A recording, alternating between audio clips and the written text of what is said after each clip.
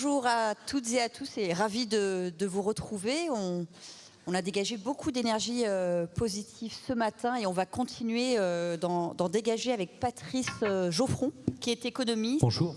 Qui est expert aussi de l'énergie et des matières premières. Nous avons aussi avec nous ce matin Sylvain Wasserman qui dirige l'ADEME. Bonjour Sylvain, qui est à distance. Bonjour, je m'excuse de ne pas pouvoir être physiquement présent avec vous aujourd'hui. Bonjour, vous êtes où? Vous êtes à Strasbourg, c'est ça? C'est ça, tout à fait. Voilà, donc Sylvain Wasserman dirige l'ADEME, l'agence de la transition écologique de l'État. Je suis vraiment ravie de vous retrouver tous les deux parce qu'on a beaucoup entendu parler ces derniers jours de budget, de retraite. On n'a pas beaucoup parlé d'énergie. On va corriger ça. Ça fait 2 ans qu'on attend que le gouvernement publie la feuille de route qui permettra de relancer de nouveaux réacteurs nucléaires et de nouvelles infrastructures d'énergie renouvelable. En attendant, la souveraineté française, eh bien, elle est de plus en plus menacée. On est noyé par le gaz américain, par les panneaux photovoltaïques chinois, et on ne fait pas grand-chose pour l'instant pour combattre notre dépendance.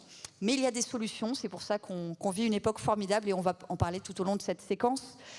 Sylvain Wasserman, je vais commencer avec vous parce que vous êtes un peu notre représentant de l'État aujourd'hui. Avant d'aborder les solutions, on va crever l'abcès, on va évacuer les sujets qui fâchent. Est-ce que vous pouvez nous expliquer pourquoi ça cloche, pourquoi on met autant de temps à publier cette feuille de route qui permettra d'avoir de l'énergie à la fois plus abondante et moins chère? Bonjour, merci beaucoup pour cette question. Alors, il y a vraiment 2 sujets dans votre question. Il y a vraiment la thématique de qu'on met du temps à publier une feuille de route. Franchement, on a une feuille de route. L'ADEME travaille tous les jours, du matin au soir, pour aider des femmes et des hommes qui pilotent des projets d'énergie renouvelable ou de transition écologique. Donc, oui, je n'ai pas précisé, on attend la programmation pluriannuelle de l'énergie, qui est cette feuille de route qui permettra de lancer les nouveaux projets. C'est ça, mais les nouveaux projets se lancent tous les jours. Je voudrais d'abord bien faire comprendre que c'est pas feuille de route ou pas feuille de route. On sait, l'ADEME par exemple, en tant qu'opérateur de l'État, a des objectifs précis, chiffrés, de déploiement d'infrastructures de réseau de chaleur par exemple. Mais évidemment, la période politique fait que le sujet d'énergie, comme vous le dites très bien dans votre titre, il concerne tout le monde, qu'il est complexe et que du coup, il suscite beaucoup d'intérêt. Parfois même des prises de position extrêmes, comme on a pu voir récemment dans les débats pour l'énergie, où on a quand même vu un amendement qui demandait la suspension du photovoltaïque et de l'éolien, de toutes les énergies renouvelables, donc les 160 000 personnes qui travaillent dans ce secteur, le temps qu'on puisse faire un rapport pour prendre des options. Enfin bref. Amendement développé par... Évidemment, cet amendement, finalement, après avoir été adopté, a été corrigé dans le processus parlementaire.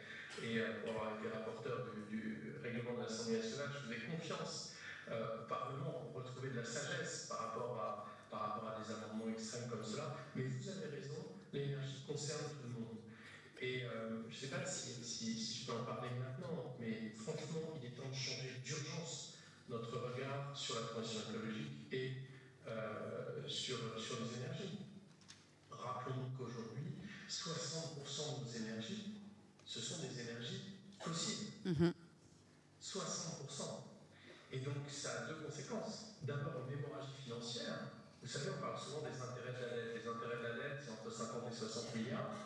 Mais l'hémorragie financière que constitue le fait d'acheter du gaz, du pétrole ailleurs, c'est 64 milliards d'euros l'an dernier. 64 milliards, c'est plus que les intérêts de la dette. Et tout ça, c'est de la valeur qui part à l'étranger, alors même qu'à chaque fois qu'on fait un projet d'énergie renouvelable, on réintègre un peu de cette chaîne de valeur. Pour des ingénieurs, pour des solutions de géothermie, pour des solutions de biomasse, pour des solutions d'énergie renouvelable. Bref, à chaque fois qu'on agit pour la transition écologique, eh bien on gagne un peu plus de souveraineté, on réinternalise un peu cette chaîne de valeur. Et on a parfois tendance à l'oublier. Je prends un exemple très simple dans notre introduction. Vous avez à très juste titre dit qu'on a des échéances importantes et des attentes importantes sur l'augmentation du nucléaire et l'augmentation des énergies renouvelables.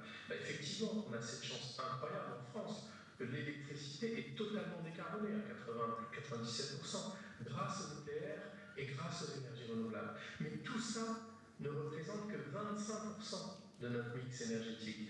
Et donc ceux qui voudraient instrumenter des rivalités ou des conflits entre le nucléaire et les renouvelables à l'intérieur de ces 25%, ben en fait, ils font le jeu des 60% d'énergie fossile, parce que le vrai match, c'est les 60% d'énergie fossile contre les 40% d'énergie décarbonée. Patrice, je rebondis sur ce que vient de dire Sylvain. On voit bien que la France a du mal à définir une politique publique de l'énergie, et pas seulement du fait de l'instabilité politique. On a perdu le sens de l'action. Les derniers chiffres ont été publiés vendredi dernier et ils sont assez alarmants. On voit que la France a beaucoup réduit ses émissions de carbone en 2022, en 2023, et depuis, ça stagne. Comment ça s'explique ? Écoutez, à mes yeux, ça s'explique en tout cas très difficilement, mais bon, heureux d'être là parmi vous. De revenir à Lyon, je suis lyonnais, donc je vous salue dans ce magnifique théâtre. Et vous venez de soulever la bonne question. Et cette question, elle est d'autant plus étonnante qu'elle fait suite, non pas simplement, et on est un certain nombre dans la salle à avoir des souvenirs des chocs pétroliers des années 70, mais qui sont très loin. Mais tout près de nous, on a subi 2 chocs pétroliers majeurs. En 2018, ce qui a donné lieu à la crise des Gilets jaunes, c'est le doublement du prix du pétrole entre 2016 et 2018, renforcé par une taxe. Mais de fait, le prix du baril s'est envolé en l'espace de 2 ans. Et puis évidemment, en 2022, on l'a toutes et tous à l'esprit, à la fois sur le prix du gaz, le prix du pétrole, avec des conséquences également sur le prix de l'électricité. On a assumé collectivement un surcoût très très violent. Je vous invite à jeter un coup d'œil à ce qu'a dit la Cour des comptes sur ce point.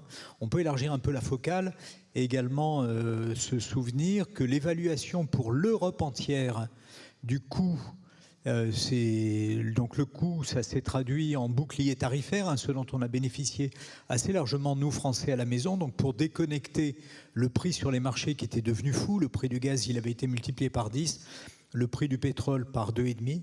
Donc pour le déconnecter du prix payé à la maison, tout ça au niveau européen en réincluant les Britanniques, ça a coûté 700 milliards. Donc c'est beaucoup d'argent. Gardez à l'esprit que 700 milliards, c'est à peu près l'investissement qu'on va probablement au niveau européen devoir consentir pour l'armement. Donc si en 2025, 3 ans à peine et même moins après ce choc, on n'en retient pas les enseignements essentiels, et malheureusement, et Sylvain Waserman le disait, c'est ce qui nous revient de certains débats sur la scène publique et au Parlement. Si on ne retient pas qu'il y a une valeur d'assurance collective pour nous ici maintenant, nous Européens, nous Français, nous Lyonnais présentement à cette décarbonation, on n'a rien compris. Et on a dépensé réellement un pognon de dingue en 2022 pour passer ce choc qui n'aura servi à rien. 200 milliards, c'est ça au total ?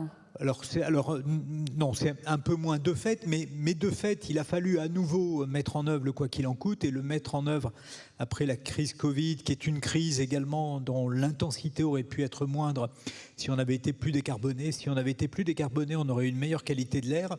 Et à ce moment-là, dans des villes comme Paris, j'en viens, comme Lyon par ailleurs, comme Grenoble, comme Strasbourg, je le crains, qui sont des villes dans lesquelles la qualité de l'air structurellement est plutôt dégradée, même si c'est une variable qui s'est améliorée. Eh bien, on a eu une intensité de la crise Covid plus importante que si on avait été plus avancé dans notre transition écologique.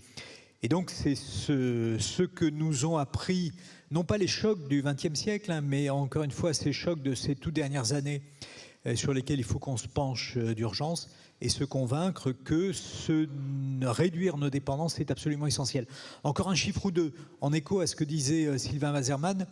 Donc Sylvain, vous mentionniez le fait qu'à l'heure actuelle, on a à peu près, notre modèle énergétique est encore fossile à 60%.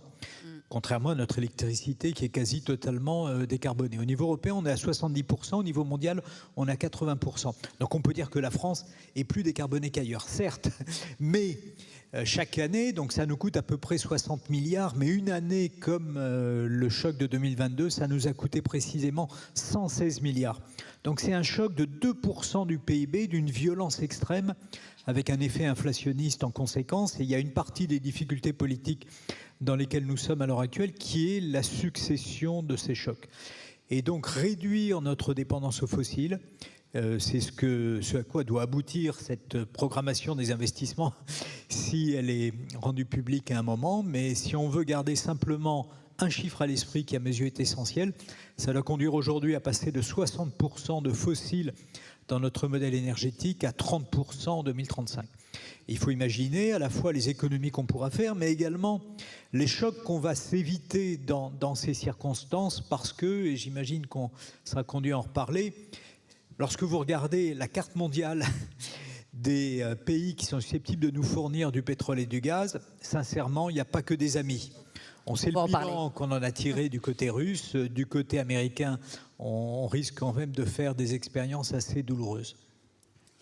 Alors, vous avez parlé de ce bouclier tarifaire qui nous a coûté un pognon de dingue, comme on dit.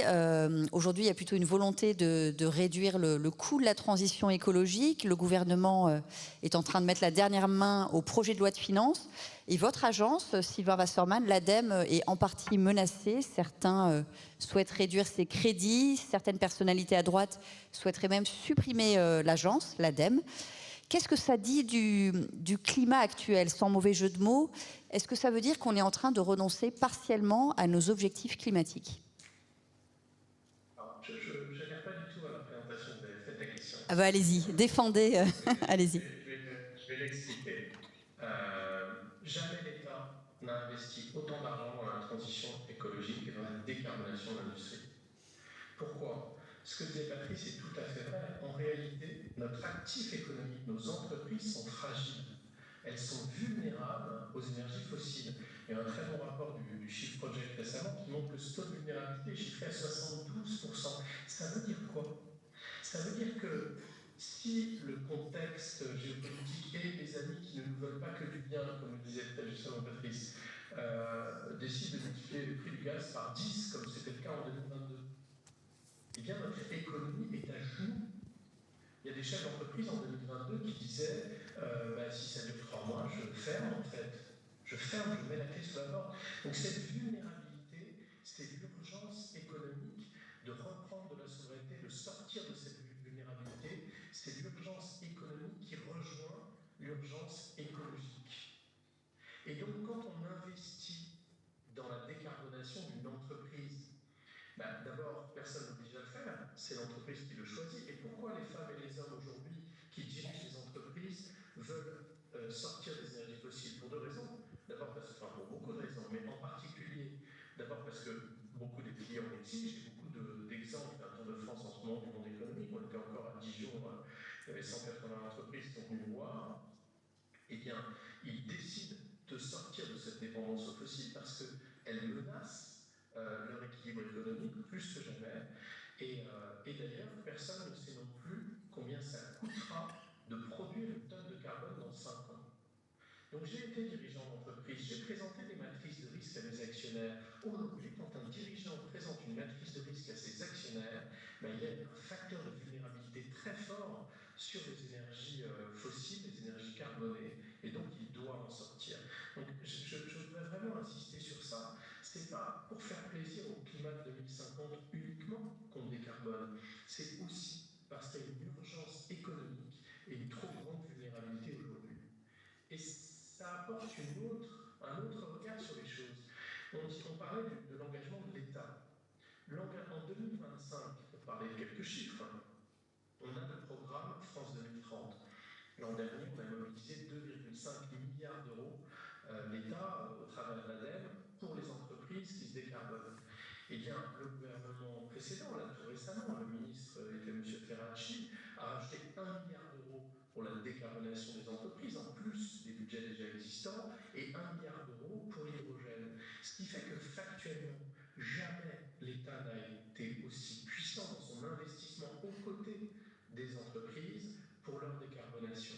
Donc ça, c'est une vérité mathématique, j'ai envie de dire. Mais au-delà de ça, je crois qu'il y a une profonde conscience, notamment à Bercy, au ministère de l'écologie, bien sûr, mais aussi au ministère de l'énergie, que la priorité aujourd'hui, c'est la décarbonation de nos entreprises pour sortir de cette vulnérabilité économique. Il y a quand même une volonté d'une partie de la classe politique, et y compris au sein du gouvernement, de mettre moins d'efforts budgétaires ou politiques en faveur de la transition climatique. Vous ne le niez pas? Pas sur ça. En tout cas, elle ne s'exprime pas comme ça. D'ailleurs, dans le débat public, vous n'entendez pas d'élus qui disent « bon, c'est très bien que nos entreprises restent carbonées ». Pas du tout. Il faut distinguer deux choses. Est-ce que l'État investit suffisamment ou trop dans la transition écologique? Après, chacun porte son message politique.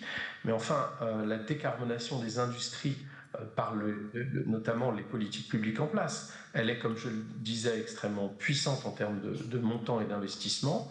Et après, est-ce que, tout un débat sur les opérateurs de l'État, est-ce que l'ADEME fait bien son job? Est-ce qu'il faut revoir les modèles d'organisation?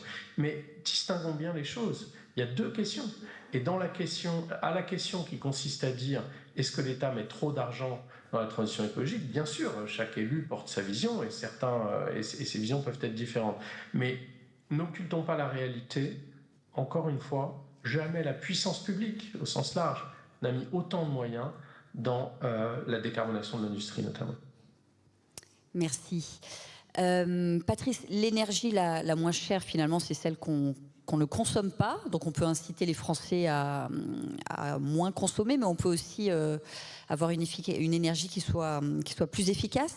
On sait par exemple que les bâtiments représentent, je crois, 1/3 de nos émissions de CO2 aujourd'hui, et en même temps on réduit MaPrimeRénov' par exemple, on exclut de MaPrimeRénov' l'isolation des murs, c'est un exemple parmi d'autres, mais qui symbolise assez bien la politique chaotique du gouvernement, cette politique de stop and go, qui fait qu'on lance des choses et qu'on y renonce ensuite. Est-ce qu'il n'y a pas une certaine forme de paradoxe à parfois retirer ce qui semble le plus efficace pour consommer moins d'énergie? Oui, la plupart des filières qui vont contribuer à la décarbonation et plus largement à la transition écologique sont des filières dans lesquelles on va trouver des entreprises qui vont avoir besoin de visibilité et de constance.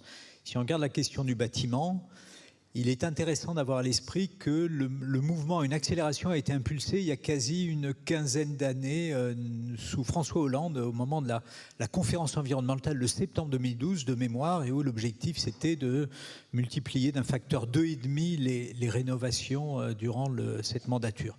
Et depuis on accumule du retard. Alors qu'on accumule du retard à la fois pour des raisons qu'on peut comprendre, il y a beaucoup de domaines d'activité dans lesquels si sur 5 ans ou sur 10 ans il faut multiplier le volume de production, donc là en l'occurrence de rénovation par 3, c'est pas simple, certes, mais de fait il s'est passé 15 ans. Or, la question du bâtiment est une question qui est essentielle à deux titres. D'une part, et vous l'avez dit, parce que c'est un secteur qui est émetteur de gaz à effet de serre, mais par ailleurs parce que l'amélioration thermique l'hiver, mais également l'été, va être un facteur absolument essentiel, et malheureusement, on l'a, même s'il y a un petit frisquet aujourd'hui à Lyon, mais de fait, on a encore le souvenir des 2 canicules qu'on a traversées au début de l'été et durant l'été, donc il faut se préparer à tout ça. Donc il y a beaucoup de bénéfices qui vont être retirés spécifiquement des investissements faits dans le bâtiment, et par ailleurs, naturellement, sans parler de la manière où se situe la valeur ajoutée, où se situent les emplois. Et face à ça, ce qu'on observe, c'est que l'État est devenu une sorte, par une indétermination et par la modification des règles, l'État crée une sorte de risque pays, si je puis dire. J'exagère un peu pour les besoins de la démonstration, mais en tout cas vis-à-vis de ces filières, par la discontinuité dans la définition des règles du jeu. La crainte, c'est on peut observer ce genre de choses également dans d'autres domaines. La question des renouvelables électriques a également été évoquée. Et il me semble que derrière tout ça, il y a une méconnaissance, en tout cas, des impacts de ces décisions. Si on veut résumer les choses, beaucoup d'éléments de politique publique et d'investissements qui sont réalisés en faveur de la transition écologique vont produire 2 types d'effets. Un effet global, donc on réduit les émissions de gaz à effet de serre. Et c'est là souvent que dans le débat public se lève une main en disant mais la France n'émet que 1%, on a déjà fait beaucoup d'efforts et donc il est urgent d'attendre. Mais si on fait ça, on se prive des autres bénéfices qui, eux, sont des bénéfices. Dans le jargon, on les qualifie comme des co-bénéfices qui, eux, vont être ancrés en réalité dans des territoires. La qualité de l'air, je l'ai déjà évoqué. Évidemment, la protection contre des chocs qui vont être à la fois des chocs climatiques mais qui peuvent être également des chocs de prix sur les marchés d'énergie fossile, et donc une économie qui sera plus avancée dans cette transition écologique n'est pas simplement une économie qui aura pris sa part dans la volonté, l'effort collectif de sauver le monde. Et c'est vrai que de ce point de vue, on peut se dire à quoi bon, compte tenu de ce que font, ou plutôt de ce que ne font pas les Américains. Mais si on ralentit, encore une fois, on se prive de ces bénéfices locaux qui ont une réalité qui est tout à fait tangible et qui peut même se traduire économiquement. Également sur la biodiversité, sur la qualité de l'eau, sur la résilience des activités agricoles, tout ça concourant non seulement à la souveraineté en matière énergétique, mais également à la souveraineté en matière agricole et donc en matière alimentaire. Et il me semble que, et donc très heureux, d'autant plus heureux d'être là parmi vous et de pouvoir échanger de cette manière, que ces dimensions et donc ces menaces et les bénéfices dont on se priverait si on devait ralentir me semble pas, en tout cas, envahir le débat public pour l'heure. Il n'y a pas si longtemps, on nous a expliqué que ce quinquennat serait écologique ou ne serait pas. Eh bien, on va le savoir prochainement. Sylvain, quelle est votre réponse? Est-ce que vous reconnaissez une certaine forme d'inconstance dans les politiques publiques en faveur de l'énergie? On en a parlé pour MaPrimeRénov', ça a été le cas aussi pour les soutiens aux véhicules électriques, pour les panneaux photovoltaïques. Est-ce qu'on peut regretter avec vous ce manque de constance gouvernementale? Oui, je pense qu'il faut une programmation pluriannuelle et il faut surtout des lois de programmation pluriannuelles. Qu'est-ce qui fait l'effort dans le domaine de la défense? Eh bien, c'est une continuité, année après année, avec une vision budgétaire. On ne l'a pas dans le domaine de l'énergie, on ne l'a jamais eu d'ailleurs. On peut avoir des programmations qui fixent des caps, des objectifs, très bien, mais une loi de programmation avec des engagements pluriannuels, on ne l'a pas pour l'énergie. Et je crois il serait indispensable, il est indispensable qu'une nation comme nous, avec les enjeux qui viennent d'être donnés, pour reprendre en main sa souveraineté, son indépendance énergétique, sa souveraineté énergétique, pour toutes ces raisons-là, on devrait se projeter dans le temps long.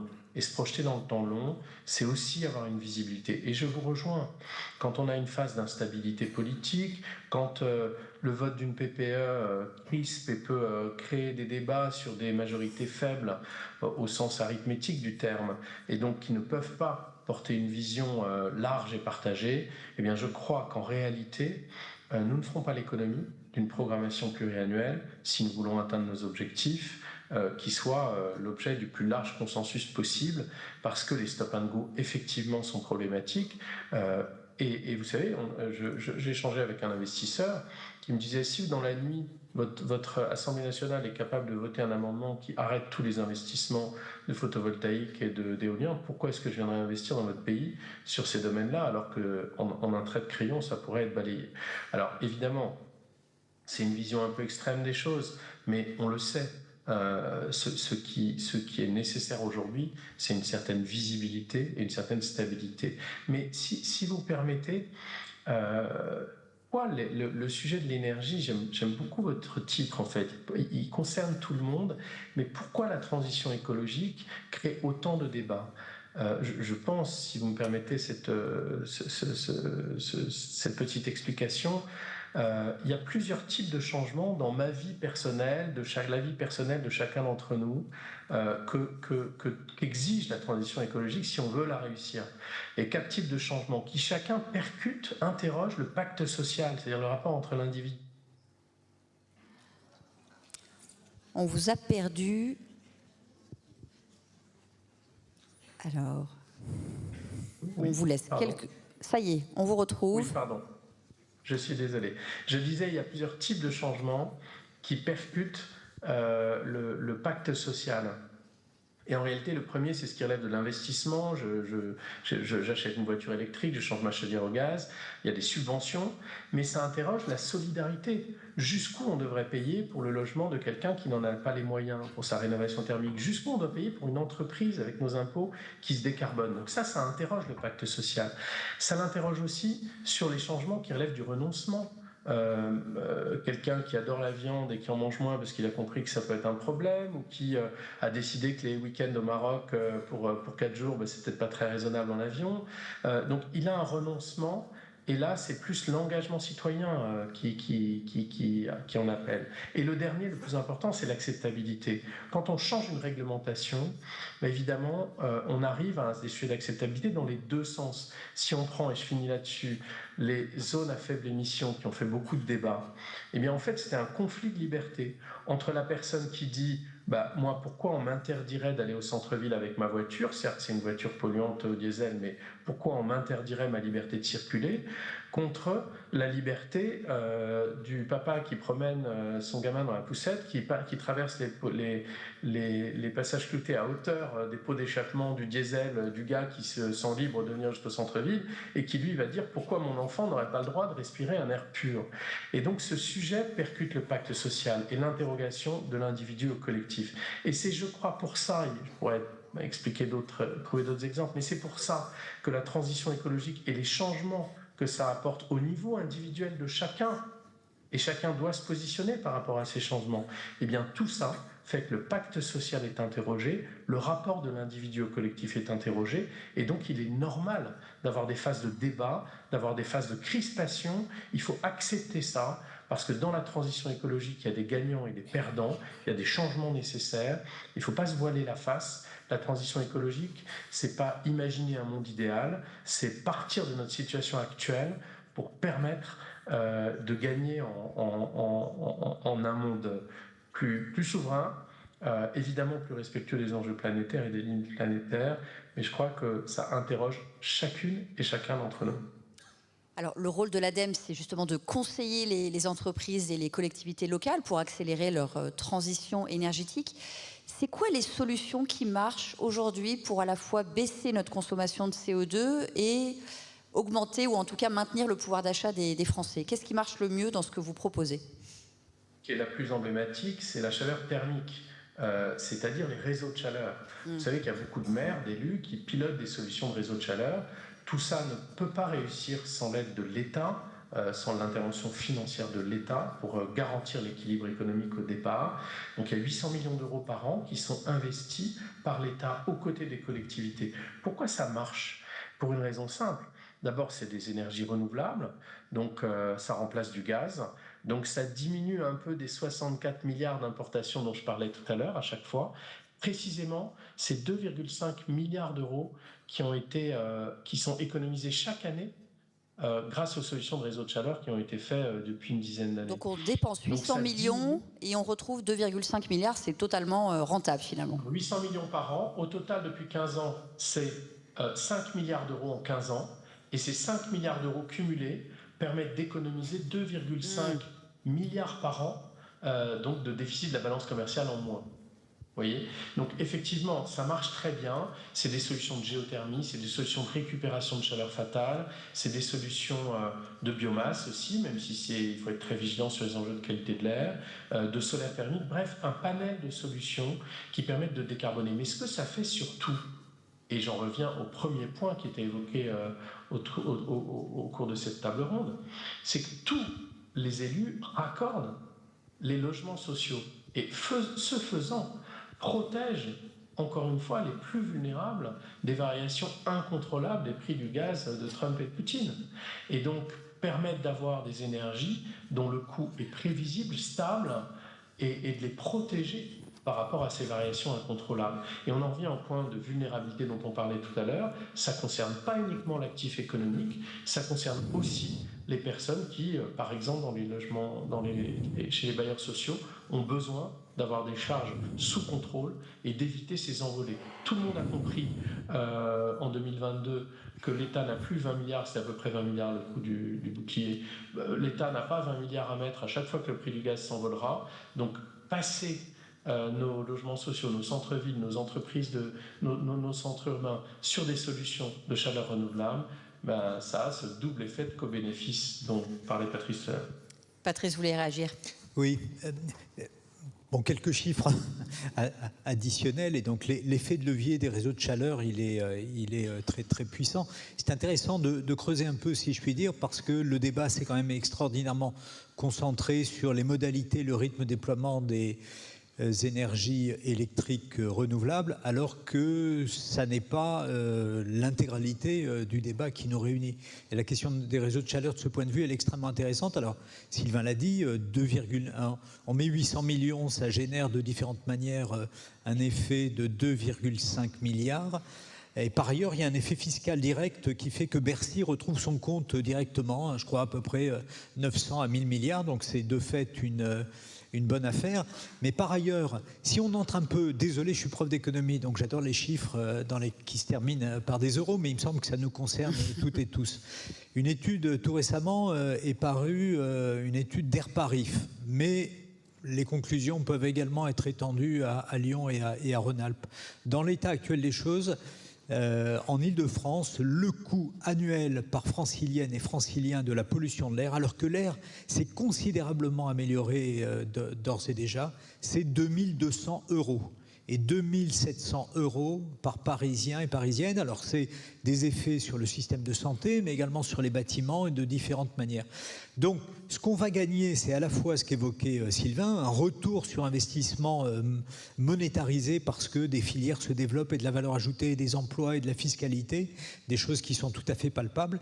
Et puis il y aura des effets indirects un peu plus difficiles à mesurer, mais qui in fine représentent des vrais euros, et notamment des euros qui sont liés au fait que, encore une fois, on aura des coûts de santé qui seront moindres. La productivité des entreprises va s'améliorer si l'air est meilleur, et donc ça à nouveau c'est ici, maintenant et chez nous, il y aura plus de continuité. On observe également une amélioration dans le rendement agricole dans des environnements dans lesquels l'air est meilleur. Donc il faut vraiment se convaincre que c'est du vrai argent. Voilà. Je ne sais pas comment le dire dans des termes plus directs, et évidemment lorsqu'on est en crise budgétaire, il faut veiller au vrai argent, et c'en est. Alors, il y a des améliorations qui sont tangibles, hein, vous venez d'en parler, mais il y a quand même une idée qui domine parfois en Europe, c'est qu'on fait beaucoup plus d'efforts que les autres continents et que la pollution, elle est mondiale finalement. Comment on peut convaincre les Français ou les Européens qu'il faut continuer à agir alors que les États-Unis reculent et que d'autres continents sont moins allants que l'Europe? Il suffit de faire un peu d'histoire. Alors notre histoire collective, c'est la suivante. On a été les premiers, il y a 2 siècles à peu près. Quand je dis nous, c'est les Britanniques dans un premier temps, les Allemands nous-mêmes, les Italiens, donc les Européens, on a été les premiers émergents. Et on a émergé dans des conditions qui sont à peu près les mêmes que la manière, que ce qui est à l'heure actuelle le modèle énergétique indien ou le modèle énergétique chinois, même si en Chine les choses évoluent vite. Il y a grosso modo, on a brûlé à peu près tout ce qu'on pouvait brûler dans des conditions qui sont économiquement soutenables. À l'heure actuelle, la France importe 96% de son gaz, 99% de son pétrole. Et donc si on imagine une carte du monde, il y a évidemment des fournisseurs qui sont des fournisseurs sympas, c'est-à-dire des fournisseurs avec lesquels on peut avoir des échanges de fossiles sur des bases selon les règles du commerce. C'est le cas des Norvégiens, par exemple, qui sont venus vraiment au secours de l'Union européenne lors de la crise. Mais les Norvégiens sont plutôt une exception. Et lorsque vous regardez la carte du monde, on ne va pas parler de la Russie puisqu'on est en train d'achever de couper les ponts, si je puis dire, énergétiques avec la Russie, mais il a fallu en arriver là, alors que la Russie était le premier fournisseur européen de charbon, ça nous concerne très peu, de gaz, on l'a suffisamment dit, mais également de pétrole. 25% des produits pétroliers et du brut qui entraient en Europe venaient de Russie. Il a fallu rompre avec ce fournisseur. Et une des substitutions s'opère avec les États-Unis de Biden dans un premier temps et de Trump désormais. Voilà, chacune en jugera. Je n'ai pas plus d'informations que vous, mais ça ne me semble pas être la meilleure des dépendances, parce qu'il est évident que ce gaz, ces échanges de gaz et de produits énergétiques plus globalement, vont se mélanger avec d'autres considérations sur les barrières tarifaires, qui est le grand dada de Donald Trump, sur peut-être le soutien ou non de l'OTAN ou les modalités de ce soutien, etc., etc. Donc cette dépendance est une dépendance qui, à l'évidence, est problématique. Et sachant que l'autre zone du monde qui produit des fossiles massivement, c'est le Moyen-Orient. Et à nouveau, chacun jugera de l'intérêt sur le long terme à maintenir des dépendances avec une zone qui, structurellement et depuis des décennies, est une poudrière. Donc c'est sur cette base qu'il faut apprécier nos risques.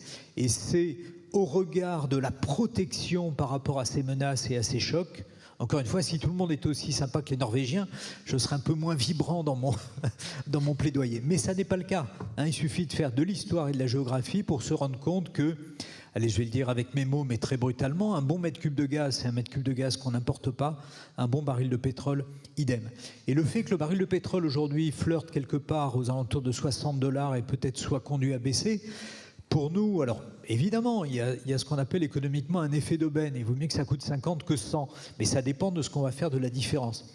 Et si la différence qui peut aboutir à une détente de la balance commerciale à hauteur de 1 ou 2% du PIB, si on met ces marges de manœuvre au service de la transition, eh bien c'est très bien, on est responsable collectivement parce qu'on va réduire nos dépendances et nos menaces, et puis évidemment pour les générations qui nous suivent.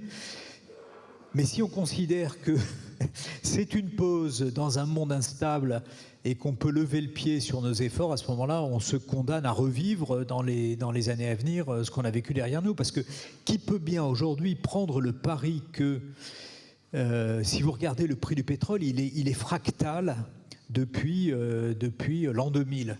L'an 2000, ça coûtait 10, c'est monté jusqu'à 150, c'est redescendu du fait de la crise financière, c'est remonté à un plateau de 100, et puis il y a une bagarre entre l'OPEP et les États-Unis, c'est redescendu à 40, c'est remonté à 80, c'est là qu'est intervenue la crise des Gilets jaunes, c'est retombé du fait du Covid, et c'est remonté, et ça rebaisse, et donc c'est en train, collectivement, pour une société qui dépend à 100% des importations dans ces domaines, c'est en train de nous rendre fous.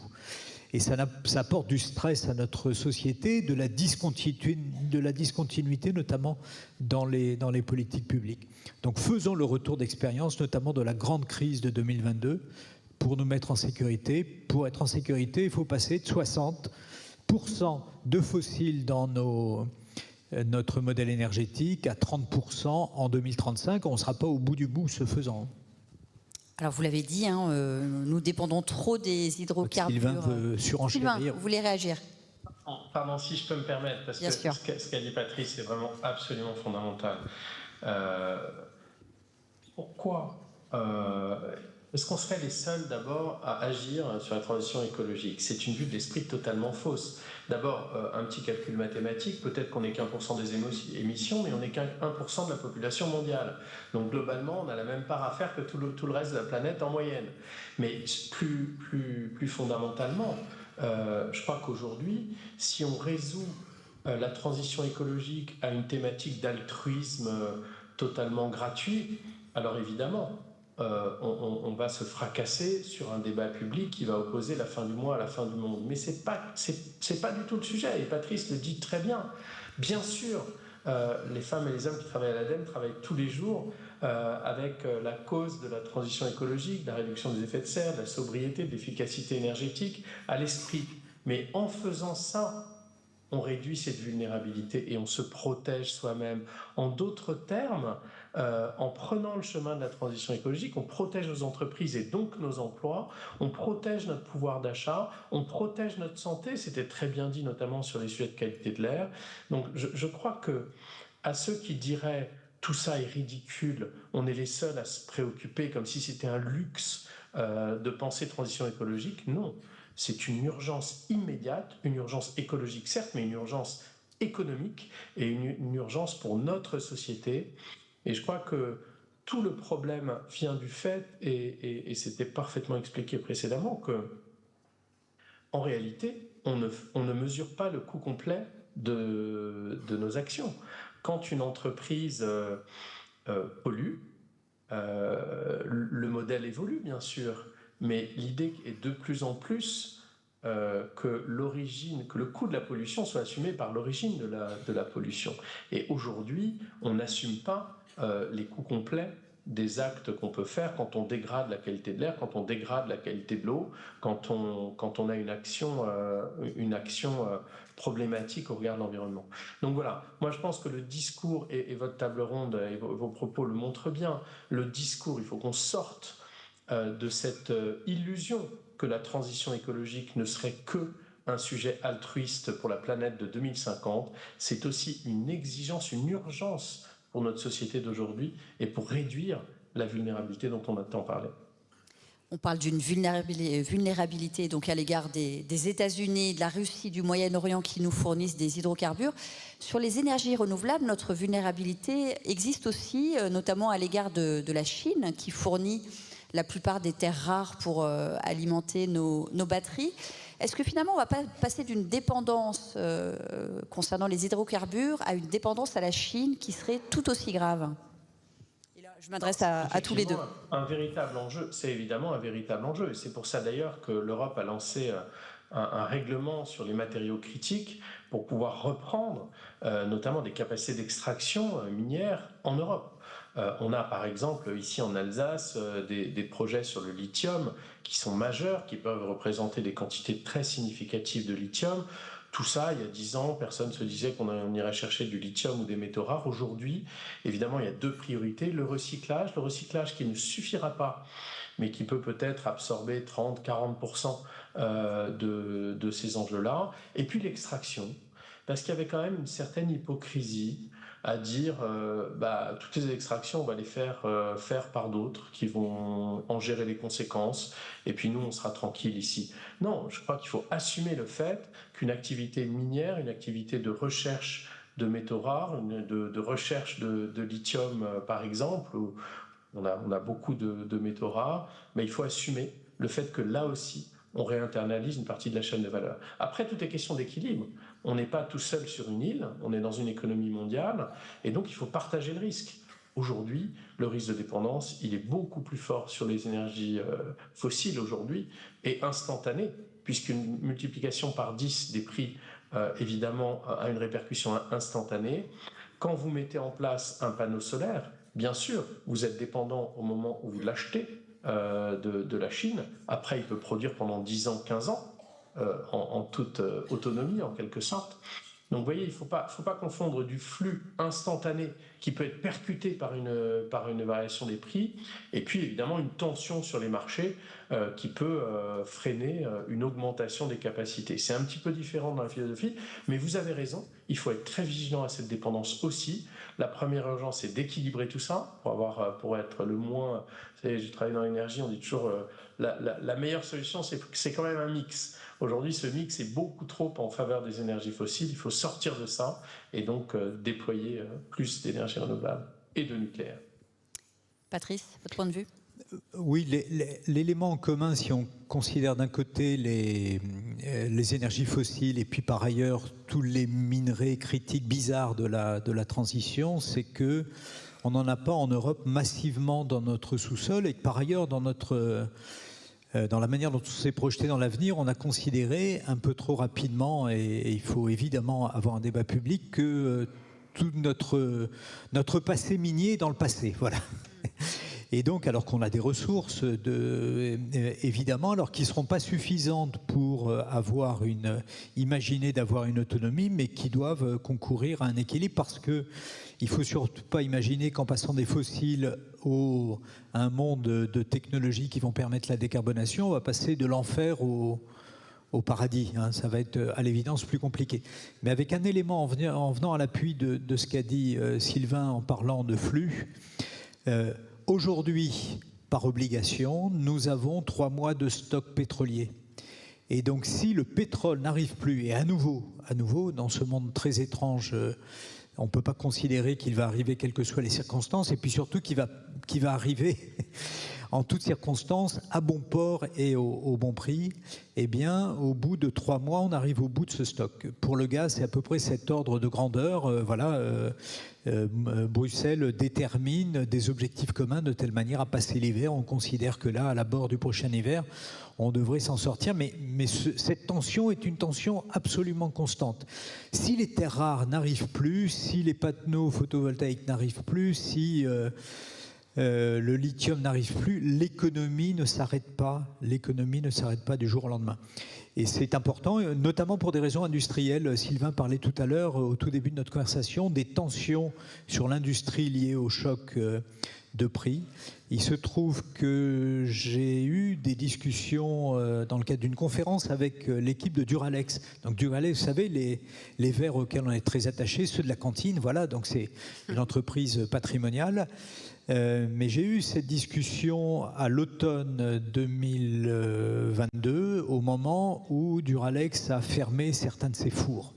Et c'était absolument poignant de se retrouver dans cette circonstance où, par rapport à des verres, évidemment, ce sont des verres de table et les verres du quotidien pour lesquels il n'y a pas une valeur ajoutée à l'unité qui permet de faire continuer le cycle de production si les prix de l'énergie sont multipliés par 10. Or, c'était le cas. Et puis, même si l'État est venu au soutien, il a été moins au soutien des entreprises qu'il n'a été pour nous, toutes et tous, à la maison. Et donc, voilà, la réalité de ce type de choc, on est un certain nombre à l'avoir vu les yeux dans les yeux, si je puis dire, vraiment c'est poignant. Et je ne vois pas les circonstances qui pourraient nous conduire à nous retrouver vraiment du jour au lendemain dans un tel état de crise, si jamais la Chine, par hypothèse, réduisait ses flux de tel ou tel minerai. Mais il faut pour ça se diversifier. Il y a des tas d'endroits au monde dans lesquels ces ressources sont disponibles.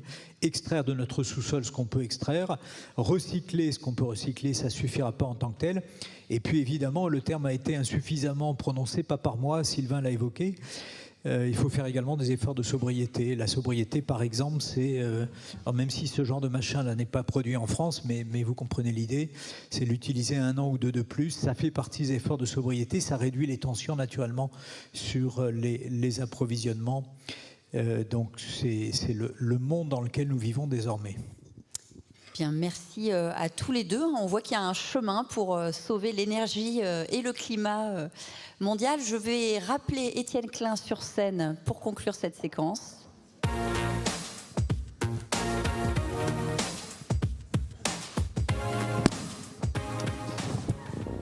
Bien, c'est plus facile que la table ronde précédente. J'ai une bonne nouvelle à vous annoncer. C'est un Français qui a le prix Nobel d'économie. Il s'appelle Philippe Aghion, pour ses travaux qui mesurent l'impact des nouvelles technologies sur la croissance économique. Donc je propose que vous l'invitiez pour l'année prochaine, avec 2 autres chercheurs, un Canadien, je crois, et un Américain. Donc ces travaux, je pense, éclairent les discussions d'aujourd'hui. Moi, j'aurais une première remarque sur la façon dont on parle de l'énergie. Voilà. Il y a des expressions comme consommation d'énergie, production d'énergie, énergie renouvelable, fossile, etc., qui me semblent trompeuses à propos de la nature propre de l'énergie. Je ne vais pas faire un cours de physique, mais quand même, en 1918, une chercheuse allemande qui s'appelle Emmy Noether a démontré un théorème que Einstein a salué comme le plus grand théorème de physique mathématique de toute l'histoire. Elle s'appelait Emmy Noether. Elle a publié un théorème de Noether qui dit que la conservation de l'énergie, le fait que l'énergie se conserve, est une conséquence du fait que les lois physiques ne changent pas au cours du temps. Quand vous faites une expérience de physique, le résultat que vous obtenez est le même que vous la fassiez aujourd'hui, dans 10 000 ans, ou que si vous l'aviez faite il y a 1 milliard d'années. Les lois physiques n'évoluent pas, et ça se voit par le fait que dans une équation de physique, j'ai 45 secondes, le paramètre T ne change pas au cours du temps. Le temps ne change pas au cours du temps, sa façon d'être le temps. Et ça a comme conséquence la conservation de l'énergie. Du coup, pour avoir de l'énergie, il n'y a qu'une condition, c'est d'en avoir. Oui. Ben oui. C'est-à-dire qu'on ne peut pas en produire, on ne peut pas produire d'énergie, on ne peut pas non plus en consommer, et il n'y a pas non plus d'énergie renouvelable. Une énergie renouvelable, en fait, ce qui est renouvelable, c'est le flux à partir duquel vous extrayez l'énergie. Le vent, le soleil, mais l'énergie en elle-même, elle n'est pas renouvelable. De même, quand vous dites que vous consommez l'énergie, par exemple, vous mettez 1 litre de pétrole dans votre réservoir, vous roulez, à la fin, le réservoir est vide, et vous dites, j'ai consommé de l'énergie. Non. À la fin, dans le système, il y a autant d'énergie qu'au départ. Simplement, l'énergie qui était concentrée dans le pétrole s'est transformée en chaleur. Donc, en termes techniques, vous avez produit de l'entropie. Et donc, si dans notre façon de parler de ces questions, au lieu de parler de consommation d'énergie, on disait qu'on produit de l'entropie, c'est-à-dire du désordre, je pense que ça changerait notre rapport à l'énergie. Deuxième remarque, mais j'ai plus le temps, c'est le prix de l'énergie. En fait, l'énergie, elle est quasiment gratuite. Et c'est peut-être un problème. Par exemple, 1 kWh électrique, 1 kWh plutôt, 1 kWh, c'est l'énergie qu'on absorbe pendant un repas. Celui qui va venir là à midi, on va tous absorber 1 kWh d'énergie. Dans 1 litre de pétrole, il y a 7 kWh. Et vous connaissez le prix d'un litre de pétrole, vous divisez par 7, et ça vous donne le prix du kilowattheure qu'on paye quand on achète du pétrole. C'est quasiment rien, c'est quelques dizaines de centimes d'euros. Avec un repas qu'on mange, c'est plusieurs euros. Donc en fait, tout se passe comme si l'énergie était gratuite, quasiment gratuite. Et je pense ce qui est en train de se passer, c'est que l'énergie va être payée à son vrai coût, donc devenir plus chère, ce qui nous oblige à une forme de sobriété, comme disait Patrice. Et vous n'avez pas parlé de l'IA, ça m'a étonné. Parce que l'IA, ça consomme vraiment beaucoup d'énergie. Au CEA, on a regardé comment a évalué la consommation d'énergie électrique depuis les débuts de l'informatique, depuis 1945. Et la dépense énergétique pour alimenter le numérique, l'informatique d'abord puis le numérique aujourd'hui, évidemment, elle a augmenté, mais beaucoup moins vite que les usages. Pourquoi? Parce qu'il y a eu du progrès technique qui a permis de miniaturiser les composants électroniques. Sauf que là, on est en train d'atteindre ce qu'on appelle les limites de la loi de Moore. Si on miniaturise les composants, ils perdent leur fonctionnalité. Donc à partir de maintenant, je caricature, mais c'est quand même en gros ça, à partir de maintenant, le coût énergétique du numérique va croître en proportion des usages. Voilà. Et qu'est-ce qu'on fait de cette donnée? Voilà. Est-ce qu'on invite les gens à la sobriété, donc à limiter leur consommation, ou est-ce qu'on agit au niveau de la frugalité, au niveau de la production? Frugalité et sobriété, ce n'est pas deux mots synonymes. On dit d'un repas qu'il est frugal. Ça veut dire qu'il y a à manger pour tout le monde, mais personne ne peut se goinfrer. Donc la frugalité, elle est au niveau de la production. Alors que la sobriété, elle est au niveau de la consommation. Je décide d'être sobre, même si à table, il y a beaucoup à manger et beaucoup à boire. Et je me demande sur quoi on va faire porter la question. Est-ce qu'on va être frugaux au niveau de la production, ou est-ce qu'on va être sobre au niveau de la consommation? Merci Étienne Klein. Et bon déjeuner à tous alors. Bon kilowattheure.